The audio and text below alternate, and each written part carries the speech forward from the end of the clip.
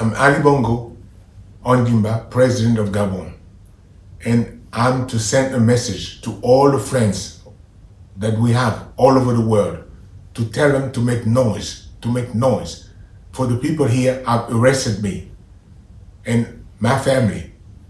My son is somewhere, my wife is in another place, and I'm at the residence. Right now,